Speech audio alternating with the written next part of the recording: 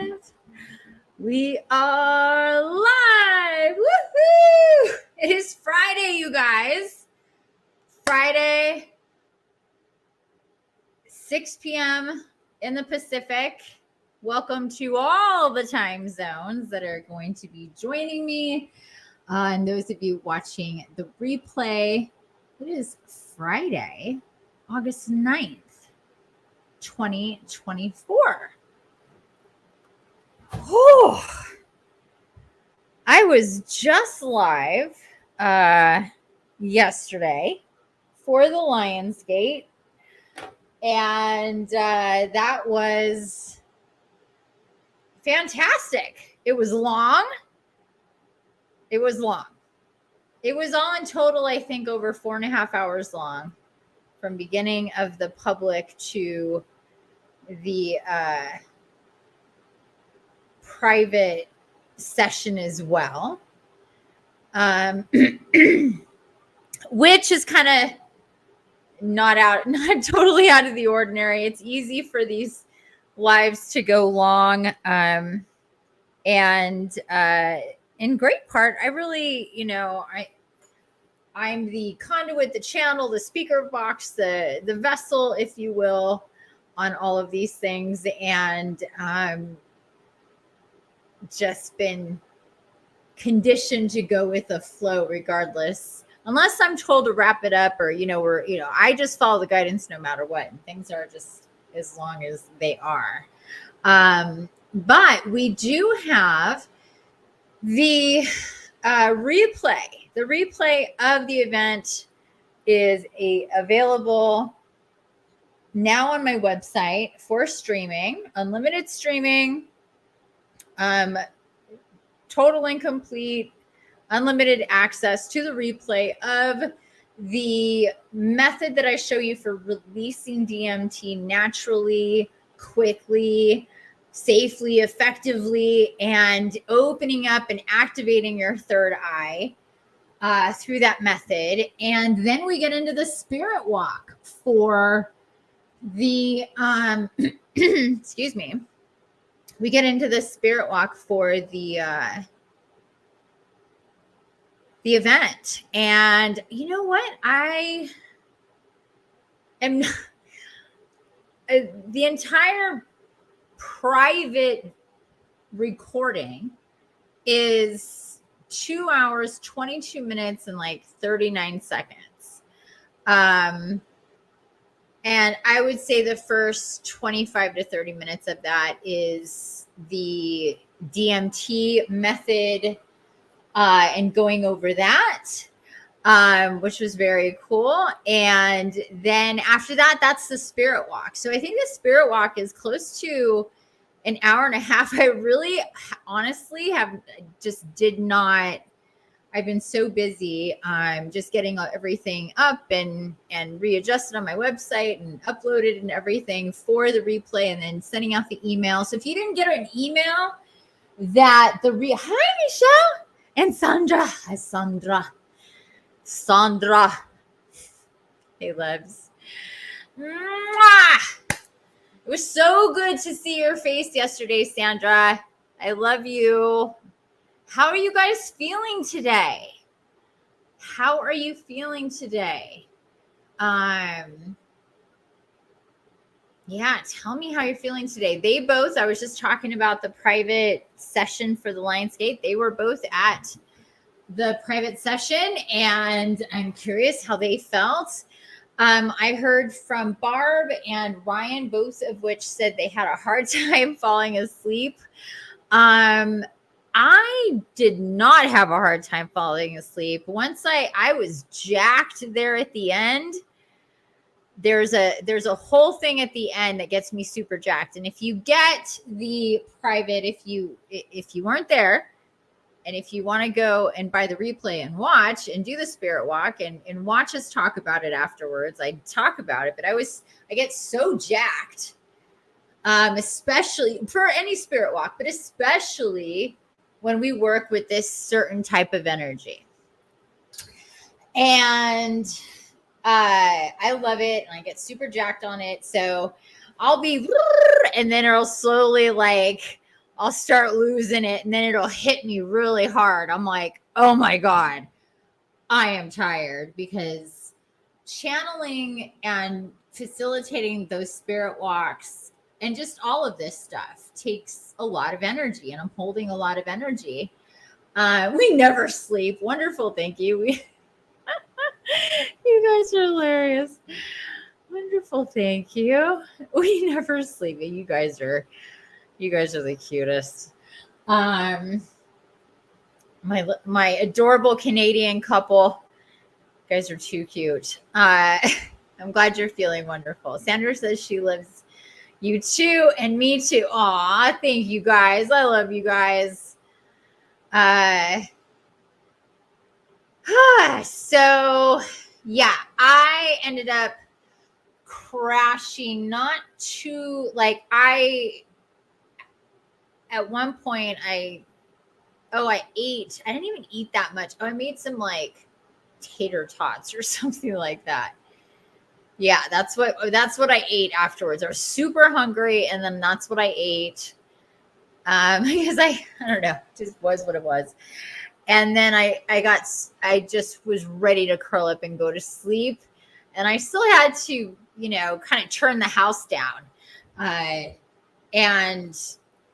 then after that, I was definitely ready to say adios. But then I woke up super duper early.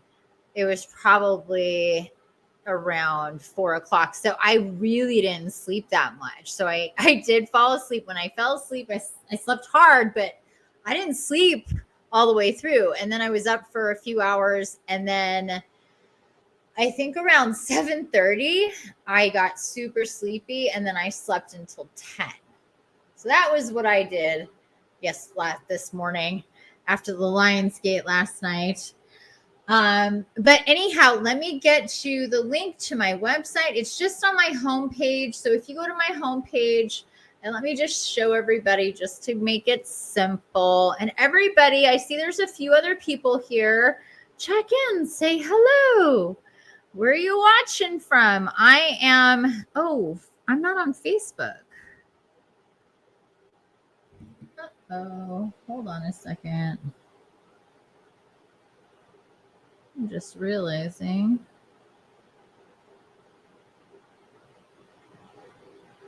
I should pay more attention. I knew something looked weird.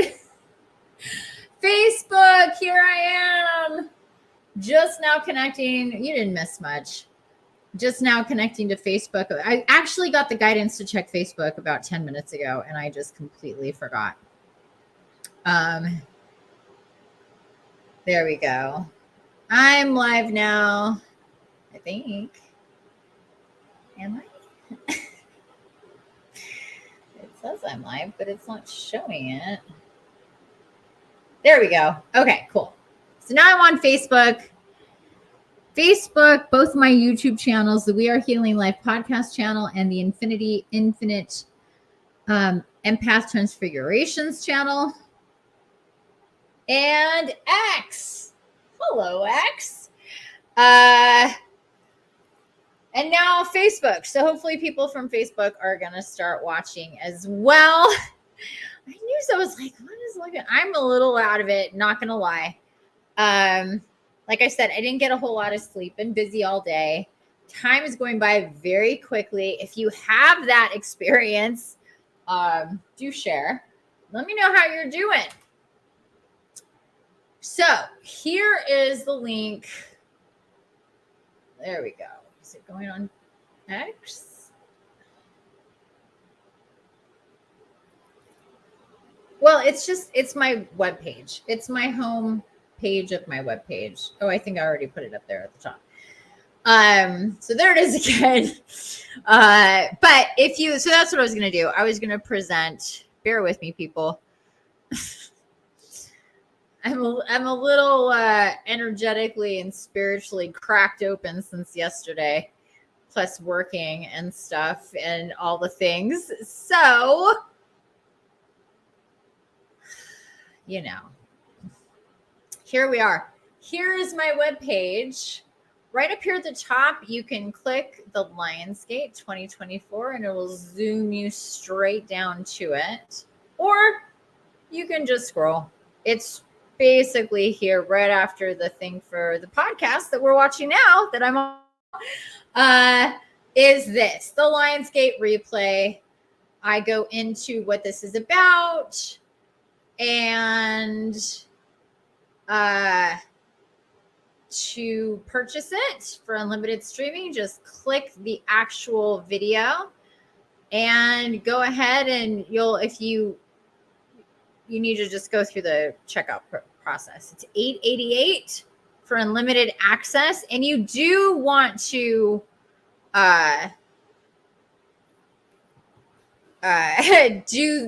use that video more than once. You're guided to, if you do the spirit walk, the ultimate experience, and to really integrate consciously, energetically, and all the things, the protocol for this spirit walk, for the medicine of this spirit, so really see it as taking your medicine, how many doses of medicine you see. And maybe that makes it easier, because it does, to really get the maximum benefits from it, you need to commit some time to it. This is one of the most, like the top 1-2 spirit walks, energy portals, stargates of the year. And it's highly recommended that you partake of this spirit walk if you weren't there with me live. And it is available for you to download. And it's never too late to go back and do previous spirit walks. It's not like, oh, you missed it. There's really no such thing energetically and through time. It's just that you can connect with that energy and partake from that infinitely, truly. So you're encouraged to do so. But if you do, you're also encouraged to make the most of it, which means not only doing it the one time, but listening back to it when you're not actually doing the spirit walk. So you could be, just listening to it, or maybe doing dishes or folding laundry, something basic where you can really listen to it and even stop and take notes, or you could just sit and listen to it and take notes. That would really be ideal. And then do it again once or twice minimum to fully integrate with the energies and remember everything consciously about it, and spend time, taking notes in an awake, not in astral travel state, is really the way to go. So when you go to that, like I showed you, when you go to that link, all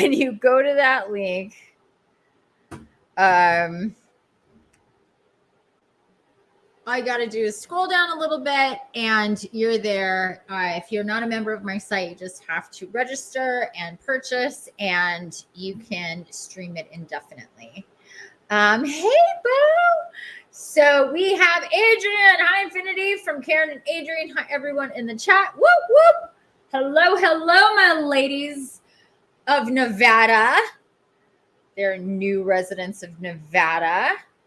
And Chris, hi, totally forgot this was today. Yep, today. I know, we were just like here yesterday, but I was guided not to skip another Friday podcast. I skipped the last 2 weeks due to my fire evacuation. And I'm going to talk about that. But yeah, this is what we're doing today. Chris was at the private conference session of yesterday's Lionsgate. How you doing today, Chris? Let me know. And Bo, I was thinking about you earlier, love. How you doing, honey? How you doing, my love? Happy Lionsgate. You were nowhere around yesterday. Where were you? Yeah, real life emergency takes precedent, obviously. Yeah, and I was just too tired. I mean, well, actually the first Friday that I missed on the 2nd was the day that I was evacuated, but I was already tired earlier that day. And I talked about it in the video when I was showing all the smoke. And I'm like, I don't know if I'm going to do a podcast. Like at that point, I still didn't think we were getting evacuated. I really didn't think that that was going to come. I was wrong. I was very, very wrong. But I also knew there was a possibility of me being wrong. You know, I knew that. And, you know, sometimes you just want to believe a thing so much, you just decide that that's what it is.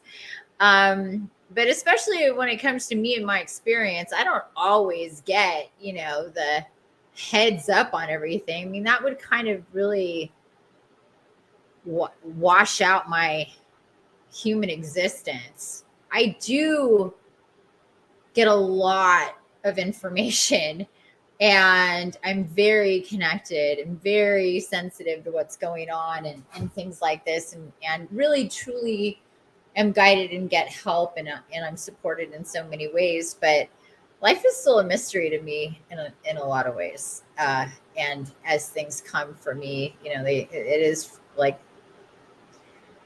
for, I would think, everybody. It's moment to moment. Anyhow, Chris says, I'm alive. So much fun. Can't wait to re-listen to it. Yeah, go for it. Yeah, we need I mean, you're not expected to do it the very next day. That's a lot. But like tomorrow, for all of you who were there live, tomorrow would be a great day. It's Saturday. Hopefully you don't have a bunch of stuff planned or whatever. You can do whatever you want. You can spend a couple hours listening back to it, taking notes, remembering what you did and what it felt like when you were there. Most people said that they were kind of in and out. It was very intense. And sometimes when we connect to these really intense energies, and I'm channeling those like Archangel Michael. And for the most part, last night, it was Archangel Metatron that came through. And he is extremely intense, and he's very specialized with certain portals, and the Lion's Gate is his territory. So he runs the show every single Lion's Gate for the most part. And so I channeled him for a long time. He's very intense, and what we do with him and what he guides us to do is very intense.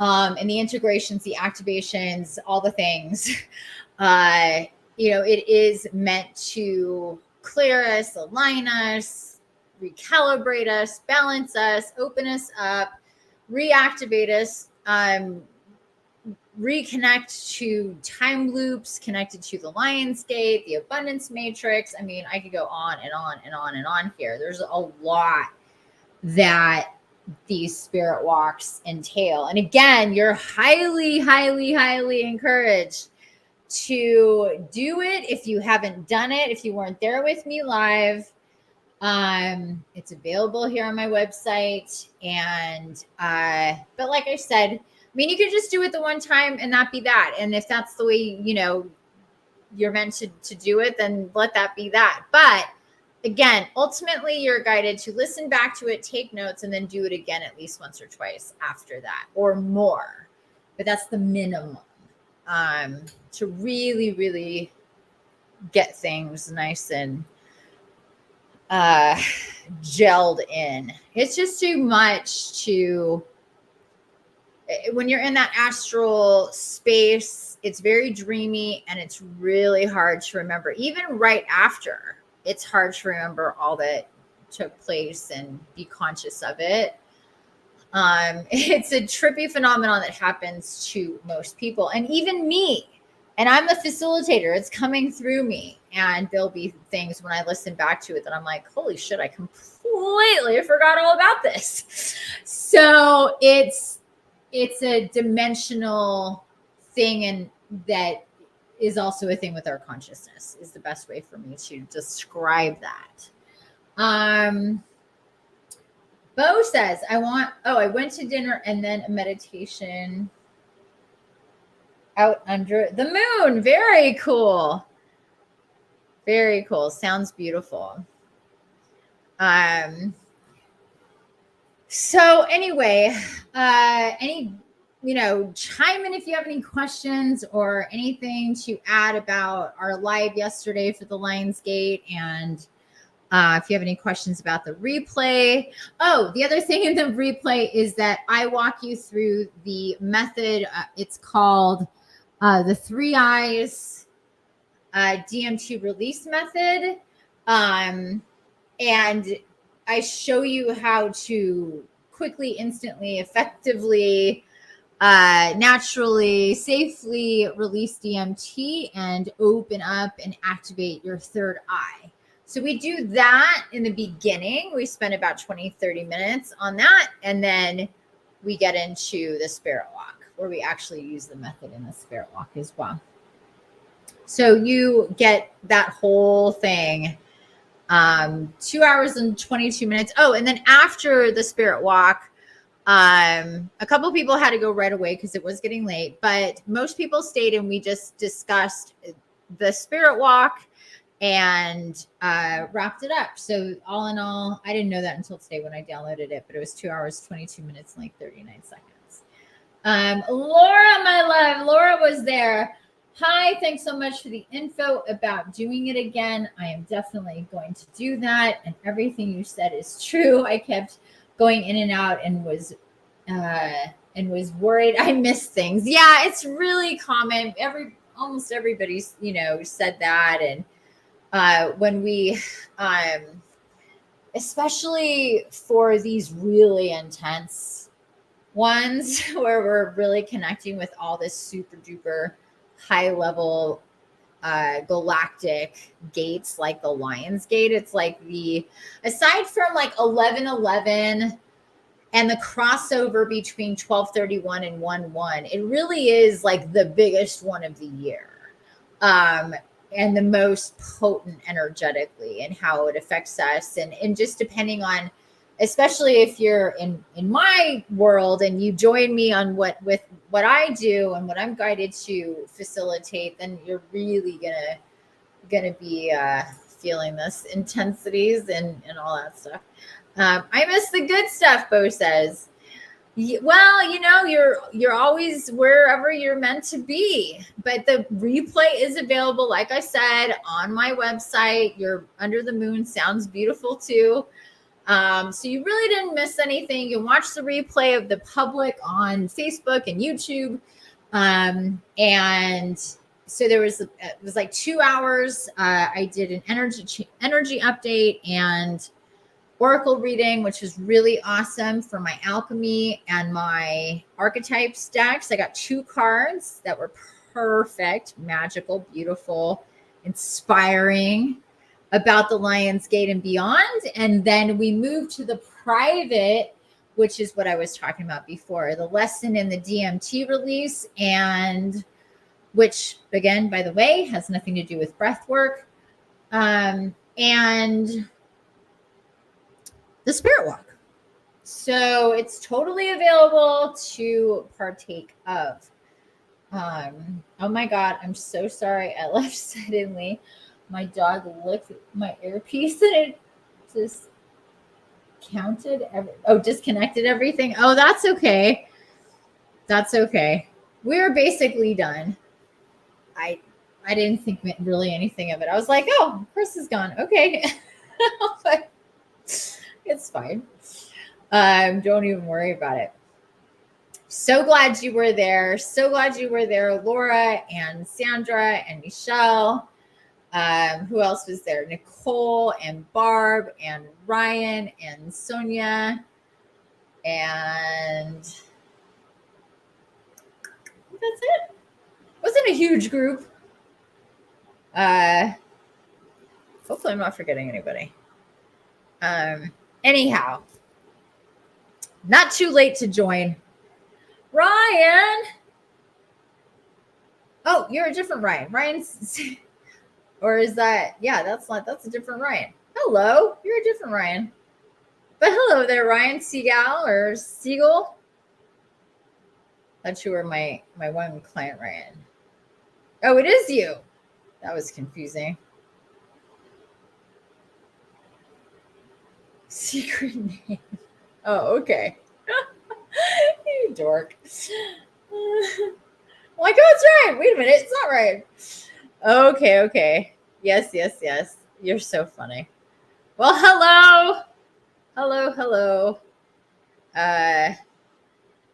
We had well, speak for yourself, Ryan. Tell everybody how you're doing. But I will, in the meantime, but say it in your own words. But basically, he was at our Lionsgate yesterday. He has had or positive for COVID since, was it Tuesday night? Yeah, Tuesday night. And anyway, long story short, today he's feeling exponentially better. I knew he would after all what we were going to do with the spirit walk, but it was like to what degree, because we weren't doing it we weren't doing energy work or energy healing specifically for Ryan for COVID. But I knew that it was going to benefit him, make him feel a lot better. It was just like, how much better, So it was really fun. He says it was a super powerful spirit walk, lots of powerful abundance energy. Oh, yes. Major abundance energy. That stuff gets me jacked. I talked about that earlier. Gets me jacked. I woke up energized. Yeah, and he's been sleeping a lot last few days because he's been so tired. That's what COVID does. It makes you super duper tired. Bouncy even. He said he got a lot done today, which is fantastic. So yeah, feeling good. So glad to hear it. So glad to hear it. Okay, so again, happy Lionsgate, Portal, and Stargate. Just to remind everybody, the Stargate for any month and for the Lionsgate, a lot of people just think it's that one day, 8/8, and it's not. It goes all the way through to the 18th and beyond. And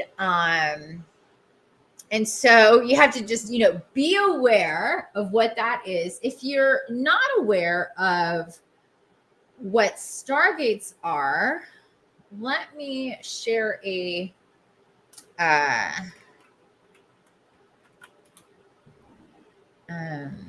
video with you.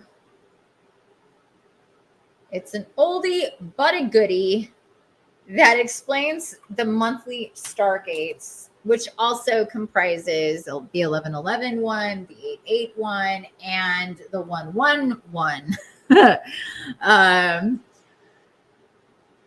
And that will help you to connect you and really chart and pay attention to what goes on in a Stargate. And you will find that things are different in a Stargate, or there's happenings that line up with Stargates, and it just is a thing. So it's a good thing to pay attention to. Energies are heightened. Emotions are heightened. Sometimes these are coupled with other things, like right now, Mercury retrograde. It started with a new moon. Sometimes it's overlapping with full moons or other things, and anything is just going to amplify those things on all sides.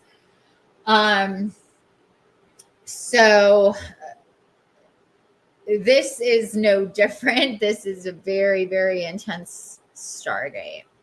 This takes us into the last Stargate before the last 3 months of the year.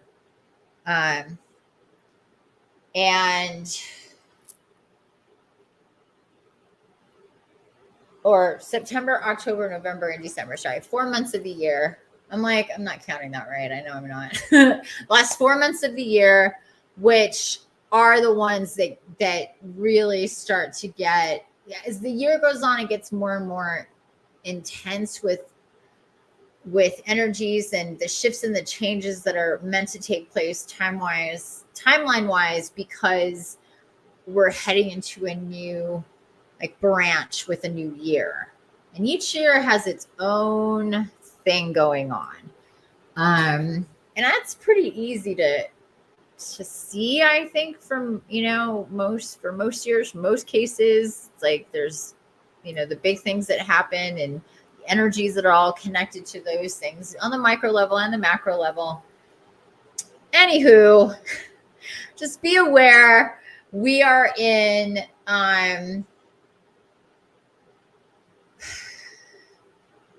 we are in a paradigm shift that started with the eclipse and then the summer solstice and these last couple of events with full moons and new moons, and then leading up to this Stargate and this new moon and this Mercury retrograde, to help us align and connect to our highest possible timelines, raising the vibration of the collective consciousness, spiritual connections, and all this sort of stuff that is there for us to partake of, to help us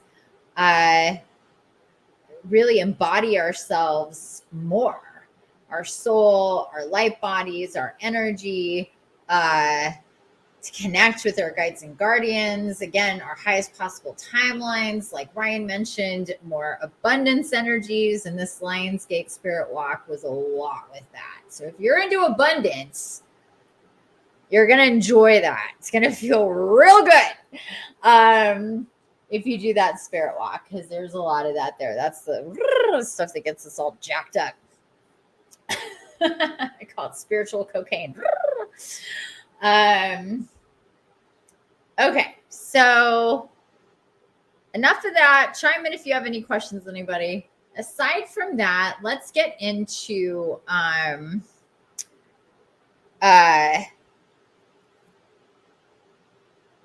not gonna spend too much time on this, I don't think, but I just want to acknowledge, yes, I was I think California is still in a state of emergency. The park wildfire is the one that affected me, that got really, really close to my house.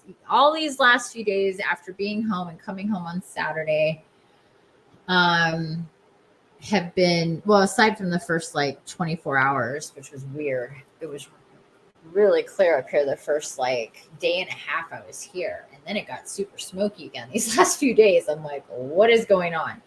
But we went from warning to evacuation orders on Friday, which is when I evacuated Friday night.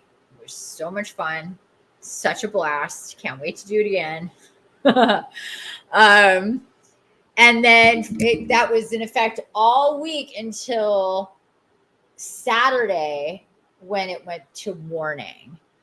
And then I came home as soon as I could, because the animals really needed to come home, and I wanted to water my plants, and I just wanted to be home.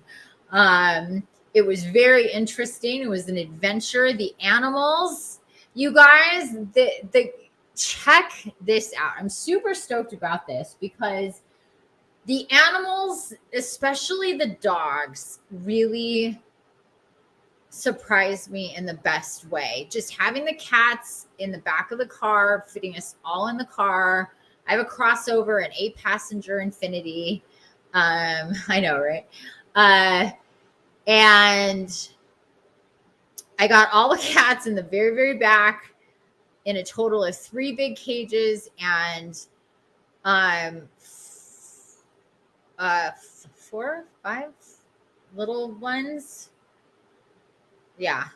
And my let me just say that my dogs and my cats they don't share space. The puppies came not independently, 6 months apart, but both of them not good with cats, in the sense that they get super excited.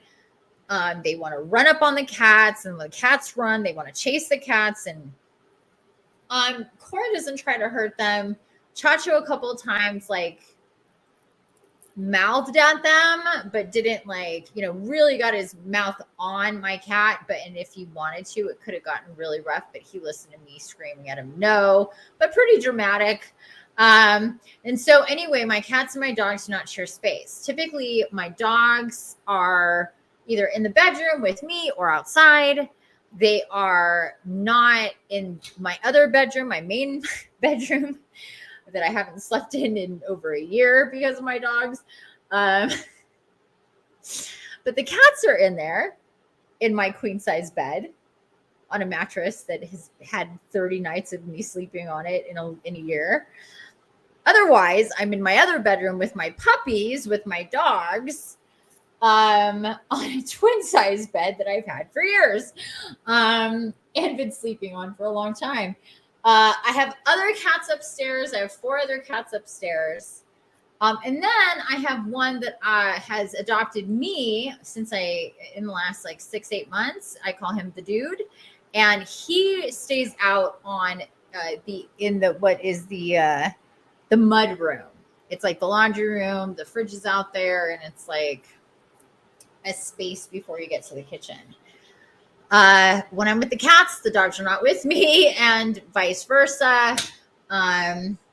But we had to do this whole evacuation thing, and there's no choice. There's me, I'm alone. I have one car. It's a big one. It's not the biggest car, but it's a decent sized car. And I was able to not only pack all my cats and my dogs in, but keep all the stuff I had originally put in my car when I had originally left my cats, because for one, I didn't think that the fire would come here and get that close. I checked my pendulum, like we're going to work with here in a little bit. I checked with my pendulum. Is the house going to be okay? Yes, was the answer. Are my cats going to be okay if I leave them? Yes, was the answer. Is the fire going to get, I asked it several times different ways. It was always very positive, that everything would be fine and my cats would be okay. But it really freaked me out when I left and I was getting to the gate, and you know what? I'll go ahead. It's a really short video. I'll post it on my Facebook if you guys want to take a look. And I got to my gate and I could see fire on the ridge. It might be hard for me. I can't just select that I want to. Okay, maybe not. I'll upload it later. I thought it'd be easy. It's not. But I took video of it. So I was like, when I saw that, I got really freaked out because my cats were all up in this house. And the thought of them being trapped in a burning house, and me having left them, was not sitting well with me at all. I literally was driving away but I didn't know I knew that seeing the fire on the ridge, it's deceiving because it's close enough to see the fire, but it's really not that close.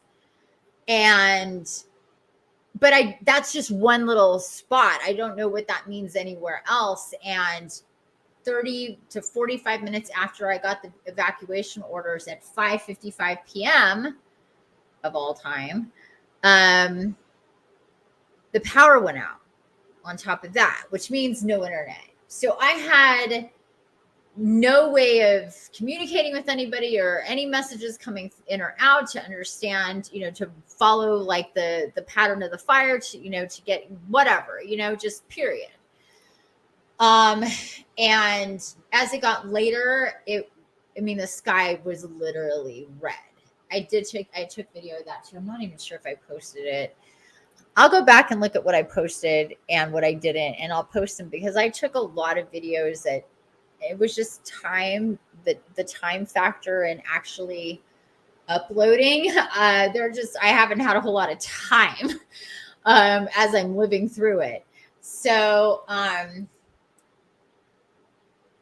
anyway, it was very smoky. Ash was raining down. The sky was orange. On one hand, it was like everything's going to be fine. On the other hand, I'm seeing the fire.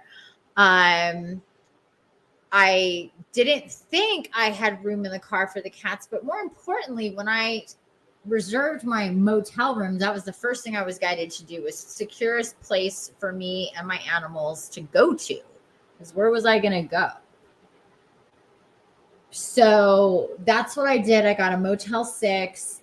When I called to just see, like, what if they say, oh, we're taking off the evacuation order, and I got like 4 days worth, will I get refunded and stuff? And in that conversation that I had with the guy before the internet went out was him basically telling me I couldn't bring my cats, that they could take max 2 animals at a time, maybe if it was 1 cat, but not all my cats. And I was like, okay, then I guess I'm going to leave them. It's just going to be so much stressful with them anyway. I don't really need to take them. I was just kind of like deciding that. And, but like I said, once I saw the fire on the ridge, it really freaked me out. I don't get scared often. And the fire itself, I mean, that bums me out for the wildlife and the trees, obviously, and just the land. But as far as like stuff goes, that wouldn't bother me so much. I mean, obviously you don't want that to happen. You don't want your house to burn up and all your stuff in it to burn up, but as long as I have my babies out of that situation, then it's like, well, then whatever to the rest of it. But I didn't have all my babies with me in that situation. I had them split up. My dog's in my car, my cat's in the house, and there was the fire on the ridge, and I was not okay with that. And Chris up here says, glad you're feeling at least a little bit better, Ryan. Yeah, he's feeling lots better. He's feeling a lot better. So I kept going. I decided I'm gonna go and I'm gonna talk to the authorities. Basically, there's gonna be sheriffs I'm gonna find real soon. It took me a little bit longer than I thought, but 5 minutes from my house, maybe 6. I came across 3 sheriff trucks and pulled over and talked to them. I was literally beside myself. I was having a hard time speaking. And I very seldom get like that. And I basically said, I told them what I just got done telling you about the motel, not being able to take them, but I see the fire. Like, I'm not going to leave them there. Obviously, do I have time? And this sheriff was just this really sweet, very calm. There was one that was really talking to me the most, very sweet and calm and collected and patient, and exactly what I needed him to be, energetically, and said, the fire is not that close. It is on the ridge, but it's just this one little piece, and it's not moving. And I should get my cats. And not only that, but he goes, let's see if we can find a place for you to take your cats. You can still keep your motel with you and your dogs. So then they literally didn't let me leave for the next 15 minutes. And in the meantime, I started moving things around in my car while they were getting on wherever they were getting on and talking to. Turns out it was the Humane Society in Reading, where I was going, where the motel was that I secured. And eventually got a hold of somebody who said they were going to be opening it because they were doing this evacuation thing, and people were going to need to take their animals there as well. And that's where I could take my cats. So anyway, I was super grateful for all of that, and went back home and got my cats, which was challenging because there's a lot of them. It was dark. There was no electricity. They were freaked out. I couldn't bring the car all the way to the house because, oh yes, P.S. on my way out the first time, I had not seen this all day. I don't know when it happened, but a giant oak tree split and was in the middle of my driveway. So I had enough space to go around it to get out the first time, but there was no way I was going to get past it to come in and then out again. So I had to park further away on the driveway and then literally carry all of my cats like decently. Not a mile or anything, but a lot further than, right outside the house. It was exhausting. But like I said, I got all the cats in and all the stuff just rearranged. Chacho sat in the front with me like he always does anyway. Cora in the middle of the back seat and stuff next to her in the back seat. I basically had a laundry basket that I filled with my clothes and all, just random shit. I really need to get a duffel bag and a backpack. I don't have either of those things because I let other people have them and I never got them back and I never got them again. So I'm like, I'm literally packing a basket. Wow. But whatever, it worked. And you could stack stuff on top. And then my cooler, because I literally just went, because whatever reason, I got Instacart and I got a bunch of groceries just like 2 days before. So I had like all my plant milks and all this stuff and just my juices. And so I was like, oh yeah, I have a cooler. So I packed my cooler with my drinks. Drinks are important. It's important to have your drinks, especially when you just bought your drinks. I don't know about you, but beverages are extremely important to me in my life. Not just water and my lemon water, my minty lemon honey, bay leaf and sage leaf water, and my juice or, my smoothies or my plant milks or whatever that happens to be. I'm a beverage person, and it's kind of even a comfort thing for me. Like I need my drink. I need my drinks, it could be multiple drinks. And just to make life easier, it was just like, yeah, take them with me. Then that way I don't have to think about it. And I have a cooler. Why not? I definitely thought coming back for the cats, I was going to have to just leave that behind, but I fit it all in my car, all of it, everything that I had originally put in my car, plus my 8 cats. Amazing. And coming home, I had even more stuff than I left with because I had forgotten all the cat food, cat treats, cat stuff. Besides the cats, I forgot the cat stuff because once I got us all in the car, it was really dark out. And the fire trucks were coming through and honking and doing all sorts of shit. And I was just like, I just need to get out of here. And I literally forgot to come back and get cat food and the cat stuff. So I had to acquire that. I had to buy a lot of stuff. The cat stuff being part of it. So I had like a bunch of, I'm not just going to buy a couple cans. I have a bunch of cats. I'm going to buy the usual stuff, which is cases of cat food and bags of cat food and a bunch of different cat treats because they're spoiled beyond they're just spoiled. They get the soft treats, they get the crunchy treats, they get their food, their soft food, their hard food. They have a buffet, as do the dogs. A huge bag just dedicated to dog treats. The most stuff that I packed in my car was animals or animal related. My shit was minimal. I'd say my personal shit took up maybe 20%, if that. I think that's probably stretching it, actually. Maybe 10%. Well, okay, if you count me, then maybe 20%. But anyway. So when we get to the Humane Society, it is completely closed and dark. Gates are up. You can't even drive up to the building. And I'm like, yo, sheriffs told me to be here and I have all my cats. What is happening?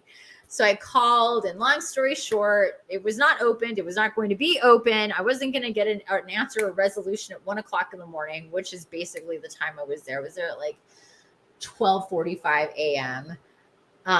And I was just guided to go to my motel. Like, what am I supposed to do at 1 o'clock in the morning with a car full of cats that are meowing? And I did do a video on my way out of town, so that is on my Facebook. So I apologize. I'm just remembering that. So I apologize if you guys have heard all this before, but the guy at the Motel 6 was really cool, super sweet, and was fine with me bringing all the cats in. He gave me a bottom floor handicap room, which gave me a really big bathroom, and I could put all the cats in there. And then it was just me and the dogs in the little bedroom. And that's what I was going to getting at earlier, was that since that experience where the cats and the dogs had to be in the car together, had to be in this motel together. And for the most part, I did not keep that bathroom door shut because there's no windows. And there's 8 cats and a litter box that I needed to constantly be cleaning. I have 5 litter boxes at home. Just to put it into perspective. And that door needed to stay open, not all the way, but like that much. So I put something so it wouldn't slide open, and enough to, just keep some light and air going through most of the time. And the dogs really, they like stick their head in sometimes and look, but when I said, get away from there, they would. A few times, a few of my cats got out and went under the bed. So the cat and dogs were but they're not ravenously aggressive towards the cats. They just get excited and start whining. They don't even bark. They just whine. They get excited about the cats. They want to get up on the cats. And of course, cats don't like that. And if anything, I'm more afraid for the dogs than I am the cats, because the cats have all their claws and all their teeth. And, they're little weapon machines. When I worked in veterinary, I don't think I ever saw an injury of a cat in a dog and cat fight. It was always the injury of the dog in a dog and cat fight. So yeah. So anyway, but they all did really well. And so now, what's really cool that I really didn't do before, even with tests before this last week, was I will leave the door, and it'd be just because that they kind of got desensitized. Like both the cats and the dogs kind of got desensitized. Like the cat saw, like the door could stay open. The dogs are not going to barrel in. And the dogs were like, oh, we can, like it just worked both ways. They both just kind of, after over a year. And so I have tested it these last couple days. I leave the door open to the mudroom, and the dude is in there. If anything, dude comes at the dogs, and the dogs are like sitting there, and he's like walking up, and he is he was my problem child in that bathroom. Boy, I tell you what, just the youngest little nothing, attitude-filled piece of shit. So challenging, little want to strangle his neck cat, kept getting in everybody else's face, just not respecting boundaries or personal space of all the cats. And each cat had like this much room, and it was like, and he'd just be like, hey, and just like, I'd be touching, petting a cat, and he'd just come over, and just it was just, I had to throw him in the corner. I had to zip him up in the carrier a few times to get him to stop, just to leave, because he's not used to sharing me with anybody. His zone is the mudroom. No other cats are there. No other cats come into the main area, because sometimes they do, but they don't hang out. He stays there, and he doesn't intermingle with the other cats. He doesn't intermingle with the dogs. And when I am intermingling with him, it's just the two of us. So he's used to having me all to himself, which is a very unique experience to all the other animals. All the cats need to share me with other cats, and the dogs need to share me with each other. But this one cat, the newest cat, the youngest cat, the mountain cat that still has his little balls, has a very unique experience with me. And so he didn't augment that at all when we were in the motel. He still was like, you're my person. And I'm like, yeah. And I'm all these other cats and dogs person too. And he was just, oh my God, he was a lot. He was a lot. First 2 nights, pretty boy, my other cat, big fluffy black ragdoll cat, just meowed nonstop, torturing us all. Meow, meow, meow, that shit. And then he would stop. And then I would fall asleep. And then he would start again. Oh my God. The second night, though, I wasn't so exhausted because the first night I literally didn't get to sleep after everything was settled until like 4:30 in the morning. So I was brain dead. And when he started that shit at like 5 in the morning or whatever, I could barely move. It was just so annoying. It didn't occur to me to just put him in the car. It just didn't. But the second night it did. The second night I was like, and I had to talk with him. I go, look, if you try that shit tonight, you're going in the car. And he did, and I did. So for 2.5 hours from like 5 whatever in the morning to 7 whatever in the morning before it started getting hot, he was in the back. He was in the back of my car, so I could sleep. And then he didn't do that anymore. Weird. He did not do that anymore. He didn't like that very much. He didn't like being stuffed into a little carrier. He didn't like being in the car all by himself. He didn't like it at all. But that was the point. And so I could sleep. But otherwise, my time was spent with really just taking care of the cats from, early in the morning, taking care of them, the dogs having to wait to go for a walk, and then eventually us getting out and going to Norpon or the Turtle Bay open dog spaces and them running around for a couple of hours, coming back, taking care of the cats, maybe doing some work or have a meeting with a client or a group, then going back out or taking care of the cats, going back out so I could take care of the dogs, so that, and then, that's basically what it was. And the greatest part about it was, and I wrote about it a little bit in the article that I wrote for the Lionsgate, was that I got to be in the river, the Sacramento River, which is really amazing. Namely, Mount Shasta filters into the Sacramento River. There's a couple other places, and also Mount Lassen, which is also, I'm basically in the middle of these 2 volcanoes, and mountain volcanoes, and the water that comes into the river is really magical and amazing. And I got to, and I just, and it wasn't that hot in Redding, not nearly as hot as it could be. It was 119 degrees in Redding 2 weeks before. And then we got like,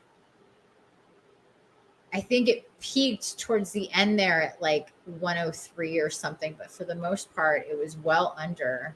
I think a couple of days, it was even in the 80s. It was like, what is happening? But I'll take it. I was so grateful that it wasn't, that crazy heat when this was going on. I mean, my goodness. So it was basically, that was it. And I just took it day by day. I knew it was going to be a few days. I thought it was going to be all through this last weekend too. So when the orders came through on Saturday, or when the alarm came through that it went to a warning, I was pretty surprised actually, but very happy. And then made my way home by packing up, and didn't have the best experience leaving the motel, but I'm not going to get into it. I asked for extra time, and the person, anyway, it just did.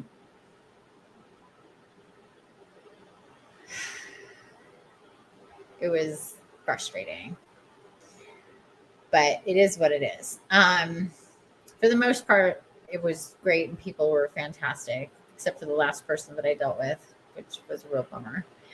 And they made me pay for going over by 45 minutes. So that was not cool, but whatever. And then I got to come home to find that Cal Fire had chopped up that oak tree, or not chopped it up, well, moved the branch, like cut it, moved it so that the driveway was open. I saw my neighbor on the way up here and I asked him if he could help me with that. And then when we got here,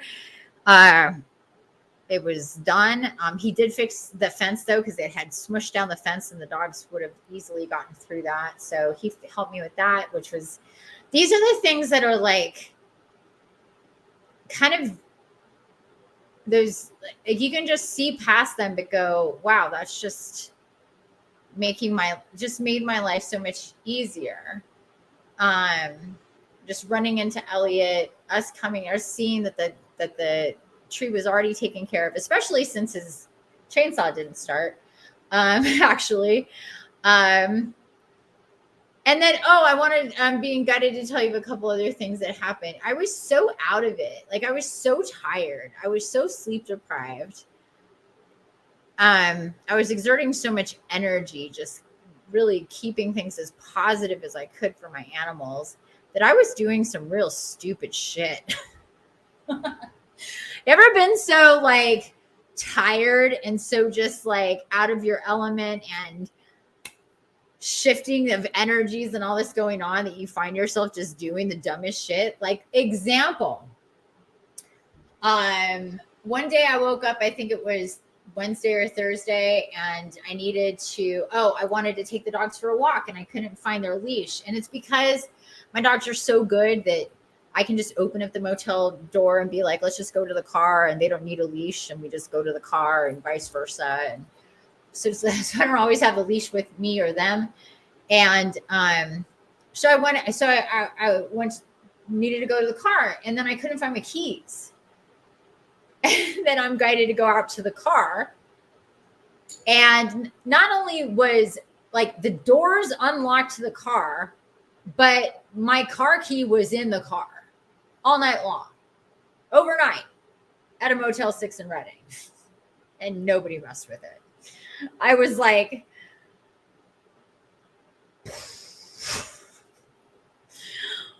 wow. Then the next day, or 2 days after that, hey Karen, I was doing laundry for the first time. So this was, I think, Friday, where I needed to do laundry, towels and blankets and clothes and stuff. And everything that you need for, you got to get change and put the stuff in and blah, blah, blah, blah, this stuff. And I did that, went back to the room, was hanging out. And then all of a sudden I was like, I started looking for my wallet. I didn't even need it at that point, but I couldn't find it anywhere in the room. I literally left my wallet in the laundry room under, like, I was waiting for people to get their stuff out. So I stacked my stuff, a whole bunch of towels, and I don't even know how it happened. I don't remember, but my wallet was under these towels. My wallet. For if it was 5 minutes that I knew that I didn't have my wallet in my possession, I was like, oh, this is going to seriously suck if I don't have any money or any way to get money until I get cards again or whatever, as I'm at the Motel 6 with all my animals. Like, are you kidding me? And then I found it undisturbed in the laundry room. I mean, just wild. Hansa, hello. Anyway, so it was a different kind of week for sure. It was cool in the sense of, I know the capacity of me, my animals, and my car. And yeah, once I had my cats with me, I wasn't panicking anymore. I was like I said before, it was just like, okay, whatever happens, happens. I've got all my animals with me. That's all that matters. And I was prepared. I was really prepared to wake up on Saturday of that first, Friday to Saturday, the first night, to seeing that the fire had gotten past my house and, probably my house had, or this whole area burned up. Because that on that Friday afternoon, the fire had moved so quickly that if it kept up that pace, it would have gone that far, but it just didn't the whole rest of the time. It barely moved at all. So, and as I said before, I got to be in the river multiple times a day for 7 days. And I really I know I wasn't really conscious of it at the time. It's not like I went to the river every time and went like, ooh, light codes, Mount Shasta, blah, blah, blah, blah, blah. I didn't do a whole thing for it. I could not get enough of sticking my feet and my hands and my legs. There was only so much I could do it because it's very cold. But I did it as often as I could. And it just felt so freaking good. And I kept, just as much as possible. And I know that I received a lot from that. And it's just unquantifiable, but I did. And I definitely feel that. I'm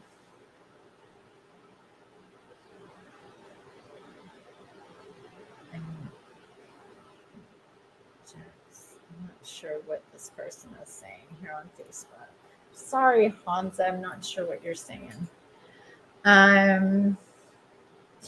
Anyhow, I guess that's basically it. We got back home on Saturday. I was exhausted for the next few days. Finally, last couple days feeling more normal, but then it was like, here we are at the Lion's Gate. So things have felt very intense energetically for a while. I was already feeling the intensity of the fire and the stress and the fear and everything that was going on since it started. So it's been kind of a long, multiple days that it's been, at this point, it's been 2 weeks. 2 weeks, so 14 full, started on Wednesday, so it's like 16 days now, I think, of this going on with the fire. I haven't checked recently how far contained it was, but the last time I heard it was like 40% contained, but they also lost control in Mineral a couple days ago, which isn't that far away from here. So it's still not over, but it's the status of where I live is back to normal and not warning or order. And hopefully I won't have to deal with something like that again, or at least for a very long time. So anyhow, so that's the end of that. Thanks for listening to my story. We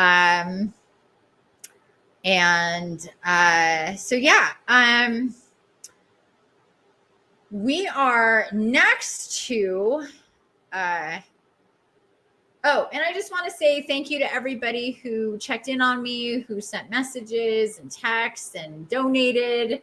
I really appreciate your donations through that whole ordeal. It really did help me a lot.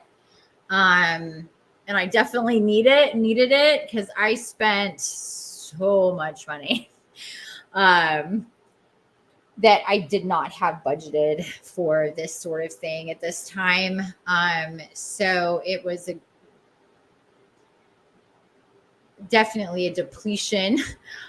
Just between the hotel and food for me and the dogs and whatever supplies, gas, just everything. I haven't added it up. I kept all my receipts. I haven't added it up, but I know it was approaching at least $1,100, something like that. So any little bit counts and counted, and I appreciate that. I appreciate your donations at any time, but especially during this, and all your love and support, and like I said, checking in on me and really being there with me. Special shout out to Ryan. You were so sweet and right there with me the entire time. He stayed up really late on Friday night. He was stressed out because I lost internet and he couldn't talk to me for several hours. And anyway, I love you and I appreciate all of you, Karen and Adrian and Laura, for your donations, and everybody that reached out, Chris, and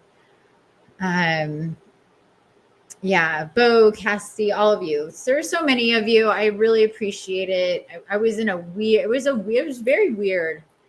And it's still been very weird. And I wrote about it being weird, and it's just a weird thing. But anyway, I appreciate you, all your love and support, you guys, during all of that.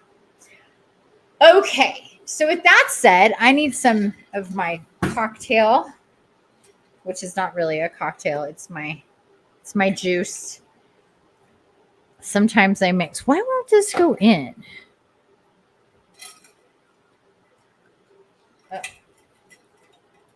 I love grape juice and lemonade. And then sometimes I get very wild and I'll do a different type of juice on top of the lemonade and the grape juice, like a passion fruit or a pink grapefruit or a pineapple, which is what I got going on now. It is delicious. Highly recommend. With a lot of ice and some water to take down the sugar. And I buy the lemonade or whatever, that kind of juice. I get 0 sugar. I just get the good, whatever, grape juice. Oh my God, it was so good. I love it. Like I said, I'm into beverages. That's one of my beverages. Okay.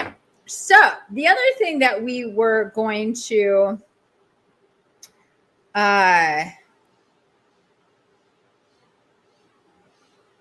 get into, sorry, I got distracted with the thing for the fire. Don't need to look at that right now though.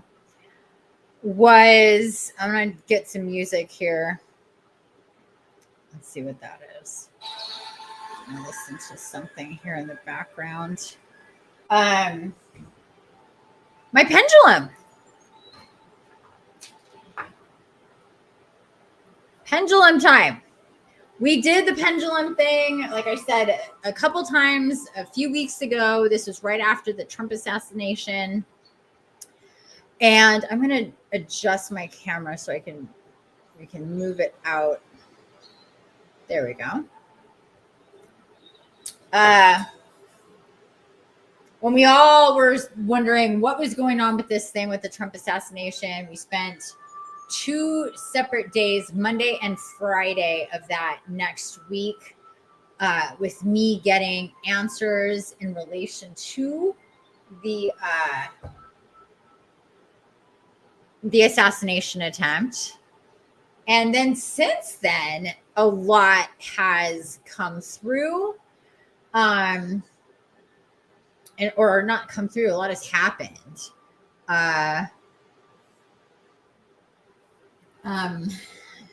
What comes to mind? There was I think it was a congressional hearing of the director of the Secret Service, who eventually resigned because she's a piece. She's something. And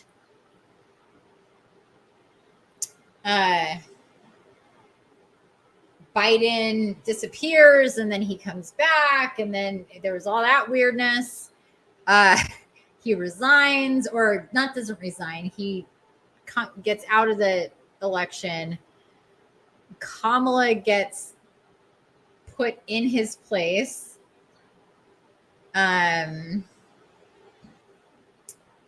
And what else? Help me out, people. There's been a lot that has gone on. And I was just guided to come through again, and not just like, I'm open to current events. So questions that you might have about the assassination, about the election, from, you know, Trump to Harris to Biden to RFKJ, and beyond things that could be, you know, timely and topical that are going on right now. Personally, I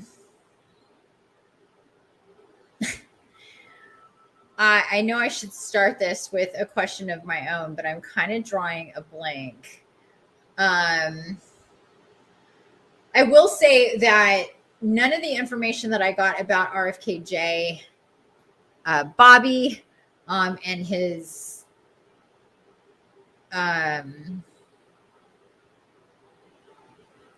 presidential, you know, run and victory, that he is going to be the president, that has remained the same. He is going to win the case that they're bringing against him in New York. It's a residency case about, they're trying to disqualify him from being on the ballot, is the bottom line, in all of the states.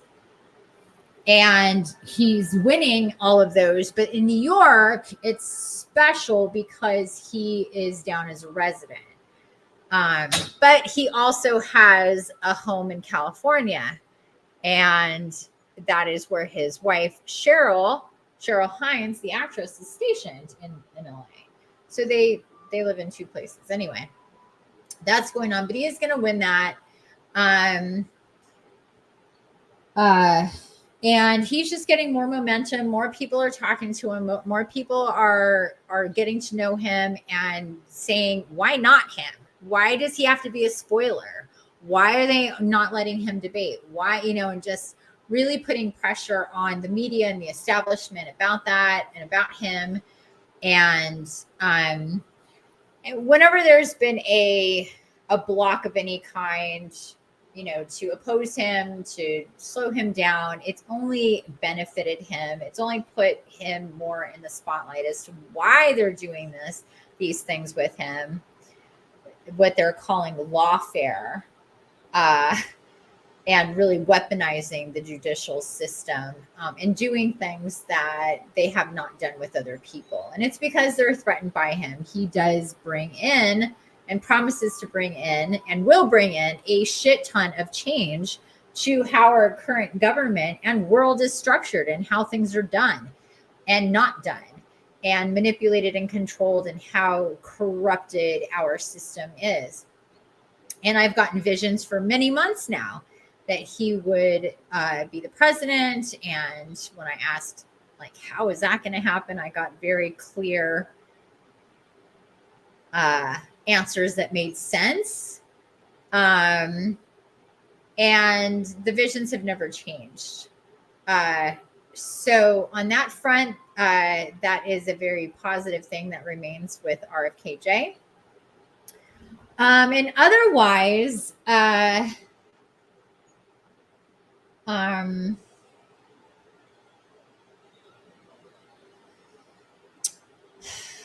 guess when we're thinking about,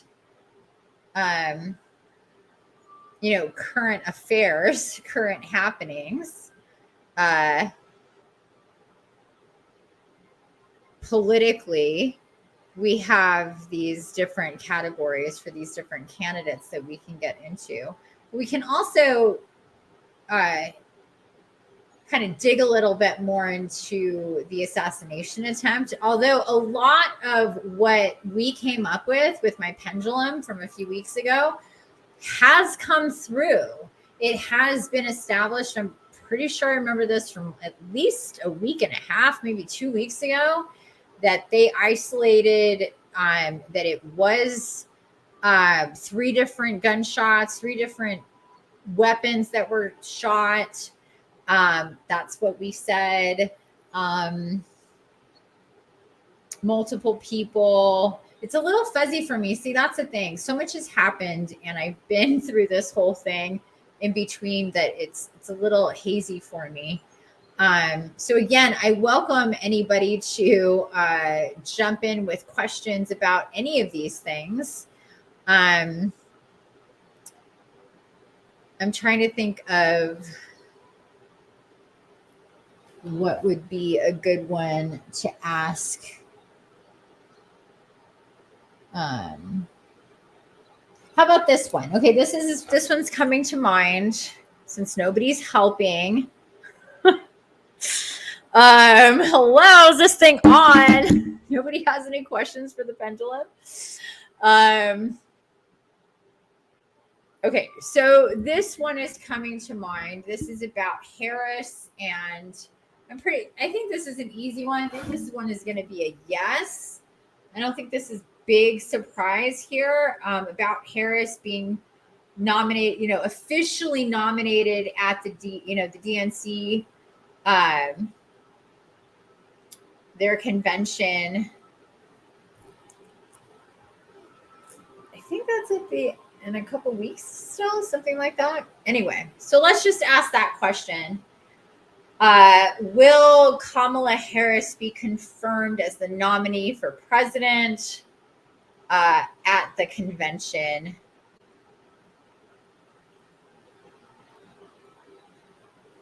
And it is going yes. You can see, oops, hitting the mic. My clockwise is a yes. And there it goes. That is clockwise for will she be confirmed. And let's just ask this. I'm just going to go until people jump in. And if nobody does, then I'm going to stop and we'll close it out.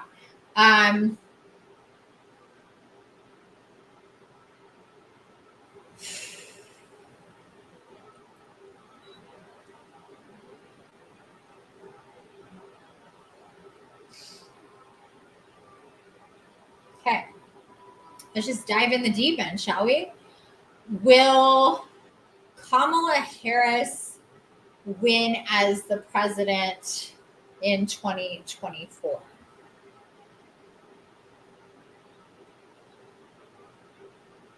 And it's going no.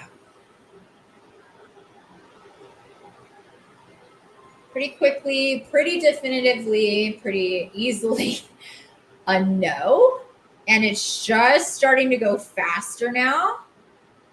If I let it go, it'll continue to get faster and faster. I can feel this. This is a very strong, as you can see, I'm not spinning, I'm not moving it here, but it's very, very strong yet. Sorry, very strong no. Going counterclockwise. So no, Kamala Harris does not win the presidency. Chris says, I'm trying to remember all that's happened in the last few weeks. Yeah, me too. Like I said, it's not easy. It's kind of a mush in my brain. My brain hasn't unmushed, or what I call fully docked, from from being tired and evacuating, coming home, Lionsgate, and today it's just one big loaf of blended brain. That's why I'm like, okay, but anyway, we do have, okay, so we have, yes, she'll be confirmed, but no, she will not be president. So let's do the same for Trump. Oh my God. You'll notice the yawns frequently here when I connect like this. Let's do the same for Trump. Well, Trump, Donald J. Trump, win the presidency in 2024. It's jumping. Look at it jump. Oh my goodness. Look at that. It's jumping. Will Donald J. Trump win the presidency in 2024? And this is also going no.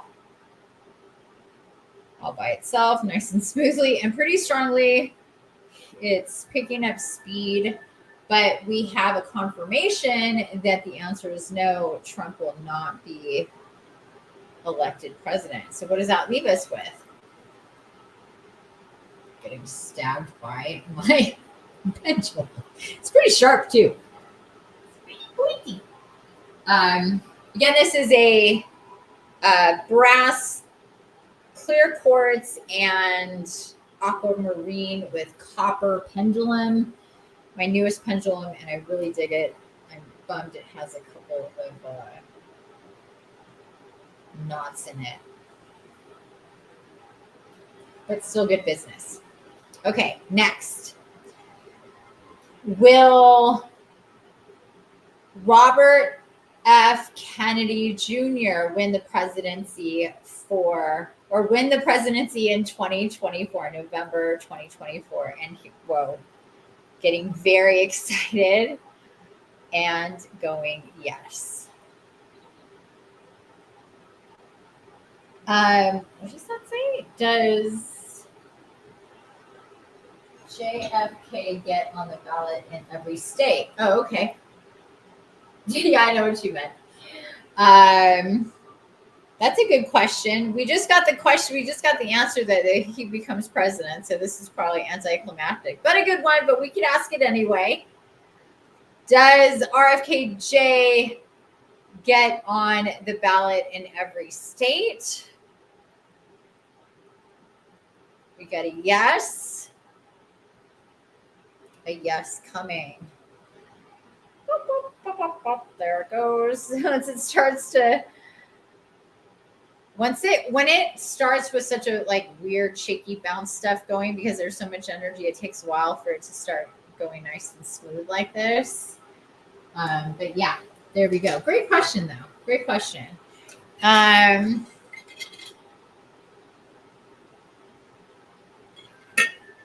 Here's a question. This is about the Trump assassination attempt. So I'm curious about this to a certain degree, which would be, I'm pretty sure I know the answer to this already, but how do I frame this?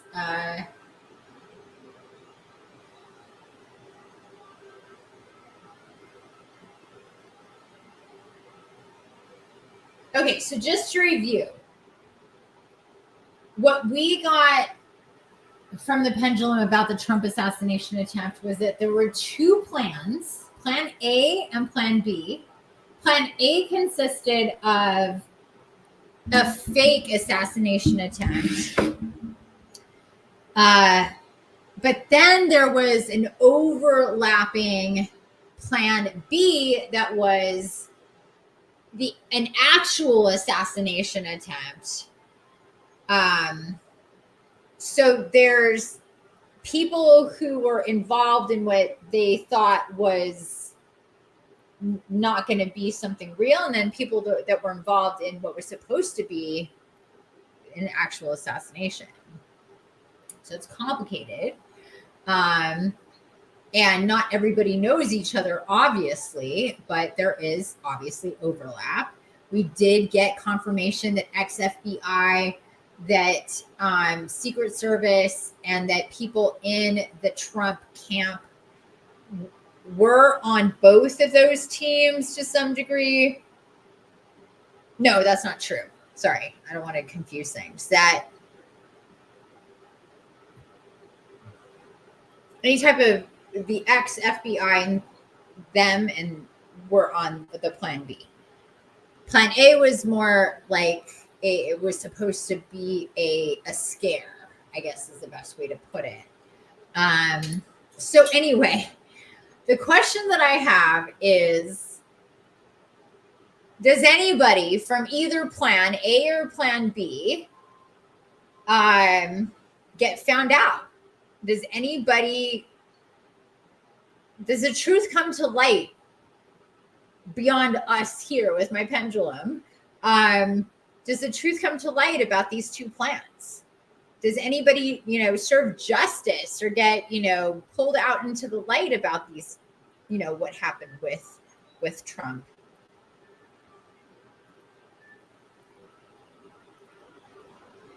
No. I had a feeling that was the case. Because when the very people that would investigate are people that are involved, the people that would find, you know, it's just the same thing with everything else. It's like, why would that happen? Like it would all have to fall apart and everybody would have to be brought out. And it doesn't look like that's going to happen. Which I don't even know.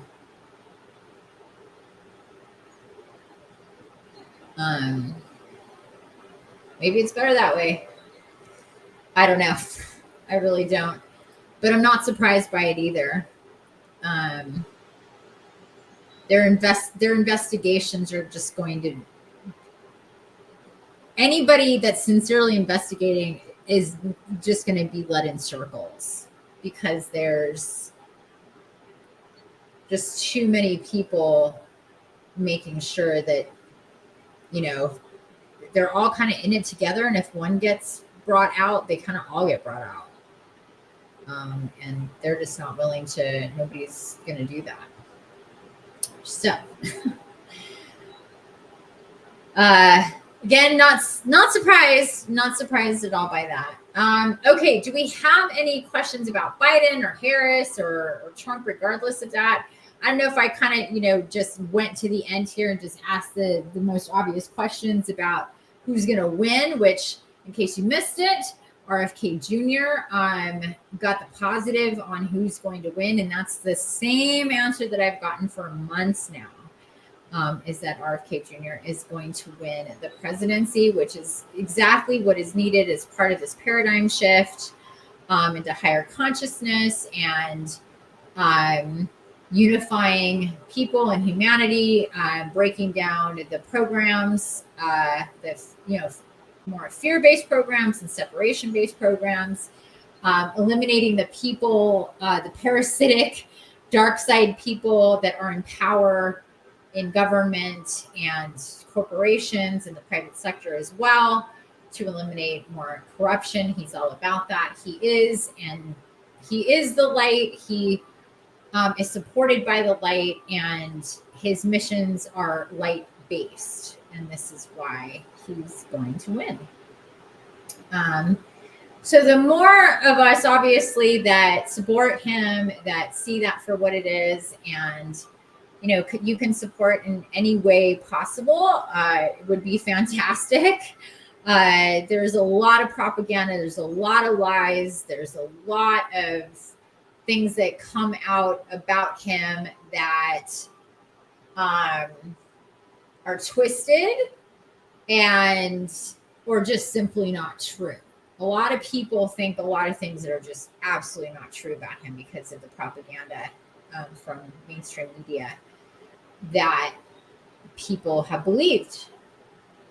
But he's gotten out there more and more through podcasts and interviews and his website and the videos that he makes and just the stuff that he does to have people understand. More and more people are going independent. They're tired of the shenanigans of the Uniparty, of what goes on with the Dems and what goes on with the Republicans as well.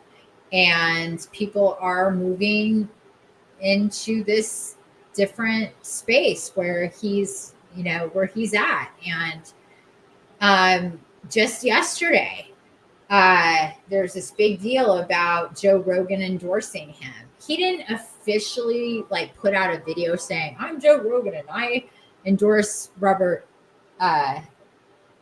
Kennedy Jr., but in one of his latest podcasts, they talk about him, and he very clearly says that he's on board with him, that he's the only one that doesn't, you know, create negativity and attack other people, and he's about good policies and he wants to change things. And he just kind of went on and on about Bobby, and it got picked up everywhere that Joe Rogan endorses Bobby. And he is the largest podcast in the world, the most influential, the biggest, most downloads, millions of downloads every episode. And so, yeah, people listen to them. Those things matter.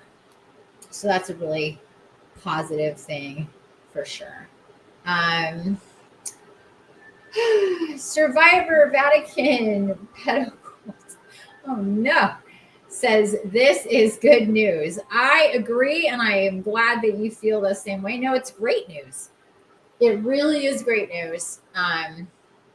And it's just a matter of time and getting things going. There's always going to be opposition. This is why he's so opposed. There's always going to be opposition to somebody like Bobby, because the system is in place, all the corruption, the dark side who pull the strings.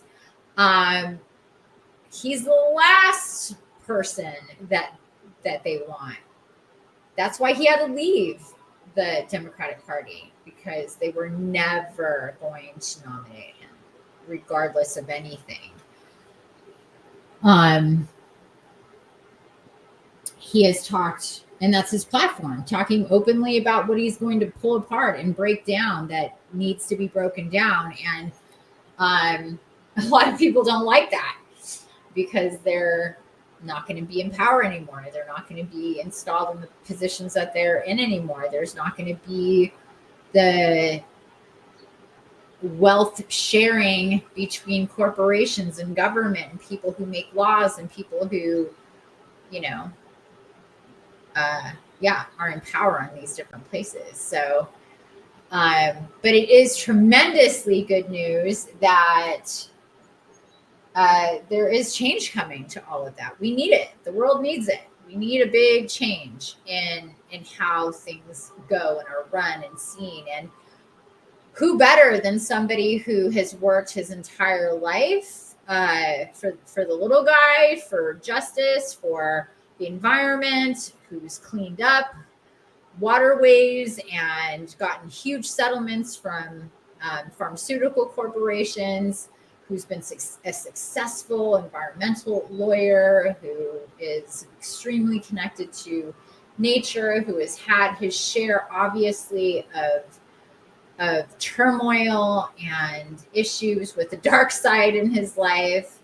He is spiritually awakening, following his soul guidance. And he comes from a family of people who are part of that line of empaths and people who want to unite, not separate, heal, not, control and manipulate. So it's a very exciting time. I agree, for sure. Okay, so I guess that's it. If nobody else has any questions, I can't think of anything for now. My brain is mush. And there's a little bit more sunlight till the end of the day. And honestly, I haven't gotten very much of it, nearly as much as I should, because I've been pretty busy the last couple days. So I guess we'll end this live here. I want to thank everybody for joining me. Happy Lionsgate again. Again, those replays are available. The public replays are available on Facebook and YouTube and X. You can watch the whole public, which was a little over 2 hours, energy update and oracle reading about what's going on now and into the future. Awesome messages that came through that. And then you can purchase a ticket. I will put the link one more time here on the chats. If you're interested in getting learning how to release DMT naturally, effectively, instantly, safely, and partake and participate in on the channeled guided spirit walk meditation for activating and connecting with the Lionsgate, go ahead and follow that link. You'll get streaming access indefinitely to go over it again and again. And maximize these energies. What else can I say? It's right there for you. And it'll be available, I think, at least through the end of the month. I'm not sure for how long after that. I'm going to have it there on my website like that available for download. I'll just go as guided and see. But it is available for now. Please enjoy. Let me know how it goes for you. I appreciate that so much. Share on the We Are Healing Live podcast Facebook group. If you're not already a member of that group, let me share that link with you. It is in the description. However, let me just get the link to the page for the Facebook group for this podcast. And catch me here every Friday and maybe some other days, but at least every Friday, 6 p.m. Pacific, for our weekly podcast. And last thing I'm going to say is I think it came through, last night or this morning. I think we're going to set this up for this next week. If not, then the week after. But I think this next week, unless I'm guided to do something else, where if you were at the live yesterday, you saw me share my a couple of my crystals, my labradorite, lions, and this other crystal that has all this. And I didn't get outside to be able to get this in the sun today, but I will. It's hard to get the flash on there, but anyway, I will. But anyway, Barb, she suggested that we have a crystal show and tell. And I love that idea. And I was like, when should we do that? And how should we do that? And, all this stuff. And then it came through, well, that should be in a podcast. And so, yeah, I want to set that up where I would love for you guys to join me. And on this platform, you can join me here live on stage. You can share your screen, your camera with us, and we can show each other, do show and tell with crystals, talk about the crystals, how they came to us, what they're about, how they make us feel. And I can crack open my Bible for crystals and read about them or look them up online and just have some fun with our crystals, to show them off. I think I love that idea. And again, that came through. So I think next week we're going to be doing that. And I'd love for you to prepare, think about joining me, have your, favorite 2-3 crystals that you want to talk about. And, share with everybody. I think that'd be really, really fun. Karen says, thank you, goodbye, and good night. Thank you. Goodbye and good night with kissy faces and hugs. I send the same to you, my dear Karen. I thank you so much for being here. Adrienne, Michelle, Chris, and Ryan, and Bo, and everybody else who's here watching. I appreciate you all. Thanks for being here. Have a wonderful rest of your Friday and weekend. And I will see you next week here on the We Are Healing Life podcast. Bye for now, everybody. Bye.